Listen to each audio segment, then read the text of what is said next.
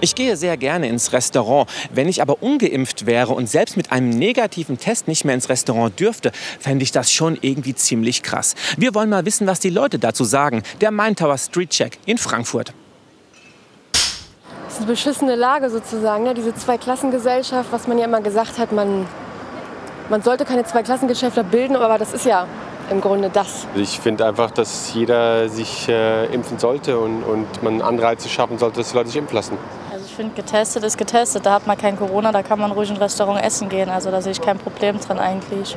Wichtig ist, dass es keine Impfpflicht gibt. Das sollte ganz klar sein, weil jeder soll eine freie Meinung haben, wie er mit dem Thema umgeht.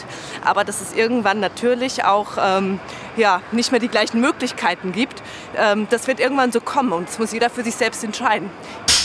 Um einer neuen großen Infektionswelle vorzubeugen, schlägt das Bundesgesundheitsministerium in einem Bericht an die Länder und den Bundestag vor, dass ab Anfang oder Mitte September nur noch Genesene, Geimpfte und Getestete in Restaurants, in Hotels, zu Veranstaltungen oder zum Sport dürfen. Aktuell ist es in Hessen ja so, dass wir all das auch ohne Test dürfen. Dass Ungeimpfte selbst mit einem negativen Test nicht mehr in Restaurants etc. dürfen sollen, wäre dann schon eine einschneidende Einschränkung, die allerdings abhängig wäre von der Impfquote, der Inzidenz und der Anzahl der schweren Corona-Fälle in den Kliniken. Über solch eine mögliche Einschränkung für Ungeimpfte kann man natürlich absolut diskutieren. Allerdings darf man auch nicht die Bedeutung der Impfung in dieser Pandemie vernachlässigen, sagt der Frankfurter Virologe Martin Stürmer. Grundsätzlich ist es ganz wichtig, dass wir die Impfquote weiter steigern, weil wir weit von der Herdenimmunität weg sind, die wir für die Delta-Variante brauchen. Da sollten wir deutlich über 85% Impfquote schon schaffen. Dass Ungeimpfte aus verschiedenen sozialen Bereichen ausgeschlossen werden könnten, sieht der Virologe skeptisch.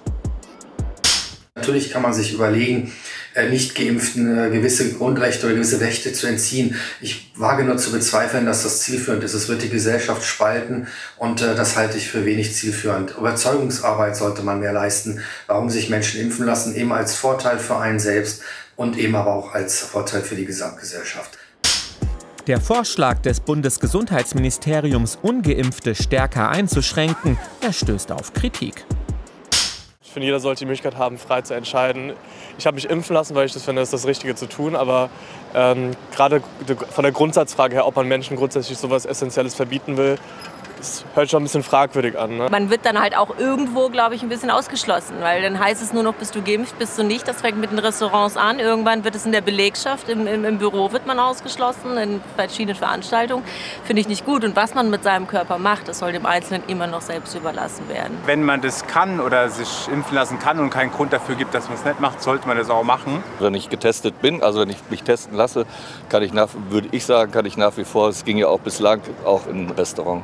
Da kommen wir halt in die Situation, man ist gezwungen, sich impfen zu lassen, um die Freiheit wieder genießen zu können. Also das ist halt eine ethische Frage, würde ich jetzt mal so in den Raum werfen.